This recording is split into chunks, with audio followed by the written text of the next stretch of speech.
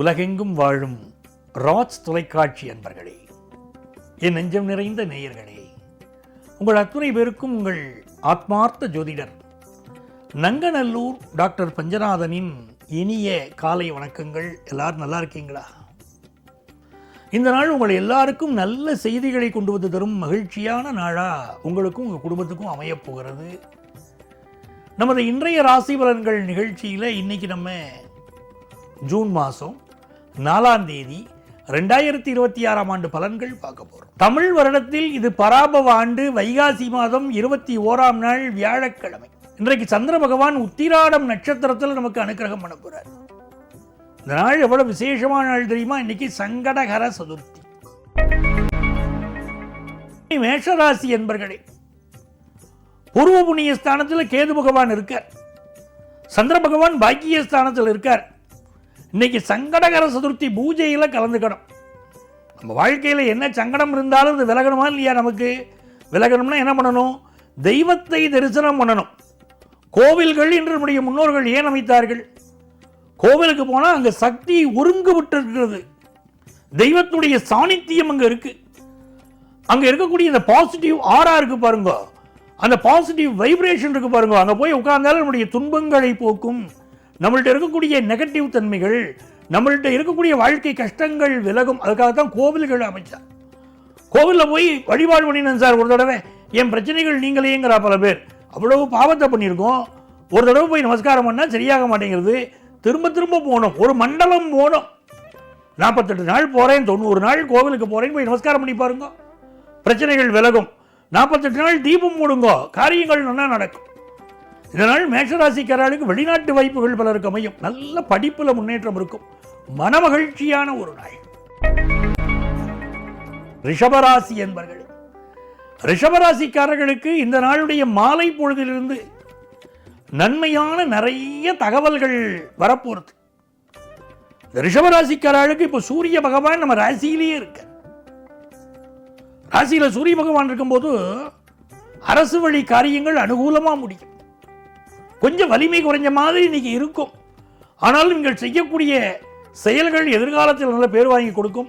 சிலருக்கு அரசு வேலை கிடைக்கும், விஐபிக்கள் தொடர்பு கிடைக்கும், குடும்பத்திலே நல்ல செய்தி கூடி வரும்.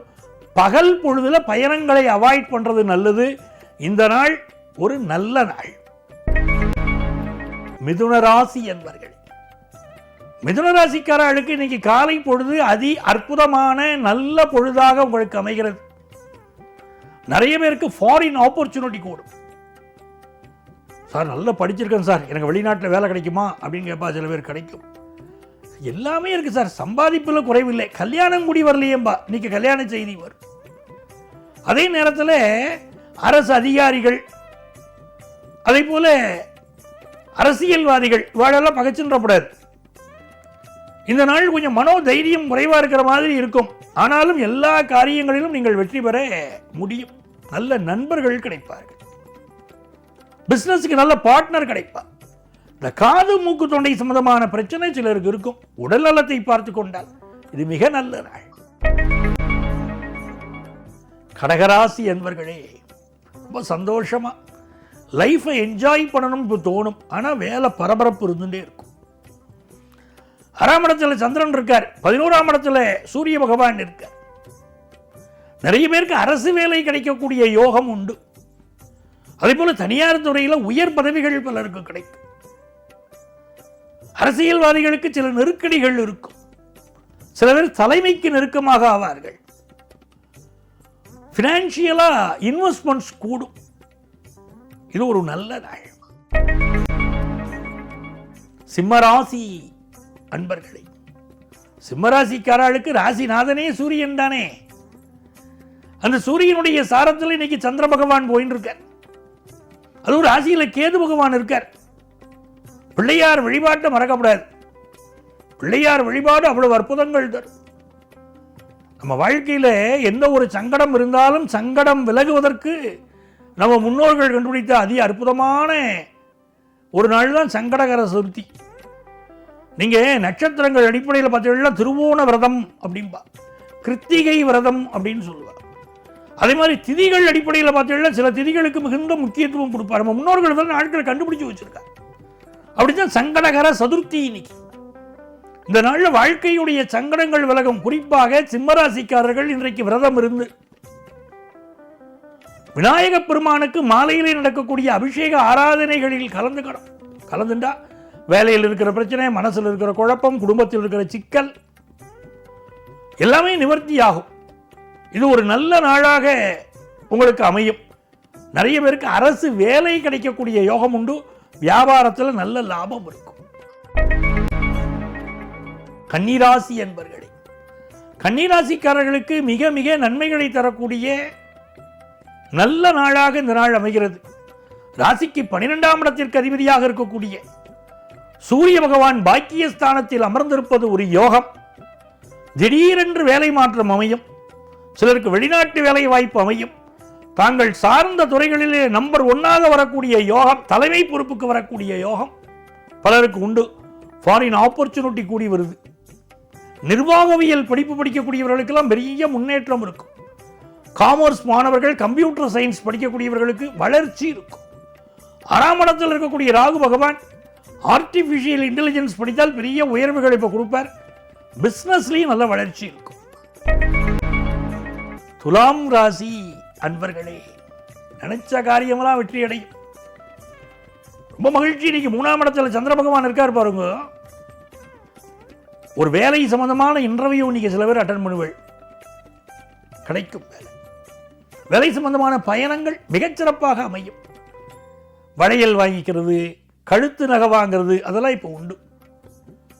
நீங்க எதிர்பார்க்கிற காரியங்கள் அனுகூலமா முடியும். முயற்சி வெற்றி பெறும் சொன்னா பாருங்க. அப்படிப்பட்ட அருமையான நாள். சந்தோஷ அனுபவங்கள் அதிகரிக்கும். விருச்சிக ராசி என்பர்களே, விருச்சிக ராசிக்காரர்களுக்கு புதுசாக வேலை தேடுற வாழ்க்கை இன்னைக்கு வேலை வாய்ப்பு கிடைக்கும். வருமானமே இல்லைன்னு சொல்லிட்டு வாழ்க்கை இன்னைக்கு வருமானம் வர துவங்கும். நல்ல கஸ்டமர்ஸ் கிடைப்பார். ஆஃபீஸ் கோயர்ஸ் அங்கே உங்களுக்கு இருக்கக்கூடிய சிக்கல், உங்களுக்கும் உங்கள் உயரதிகாரிக்கும் இடையில் இருக்கக்கூடிய சிக்கல் விலகும். சந்தோஷமான நாள் இது. தனுசு ராசி என்பர்களே, தனுசு ராசிக்காரர்களுக்கு சூரிய பகவான் 6ஆம் இடத்தில் இருக்கார். சிலருக்கு அரசு வேலை கிடைக்கும். இந்த கேஸ்ட்ரோ என்டாலஜிஸ்ட், அதே மாதிரி ஆன்காலஜிஸ்ட், மருத்துவர்கள் இருக்கா பாருங்க, அவளுக்கு பேரும் புகழும் கிடைக்கும். அரசியல்வாதிகள் தங்கள் உடல் நலத்தில் கொஞ்சம் அக்கறை எடுத்துக்கணும். இன்னைக்கு தன பிராப்தி பெருகும். ஒரு பரபரப்பு இருந்துட்டே இருக்கும். நல்ல நாள். மகர ராசி என்பர்களே, மகர ராசிக்காரர்களுக்கு ஏராளமான நன்மைகள் தேடி வரும்.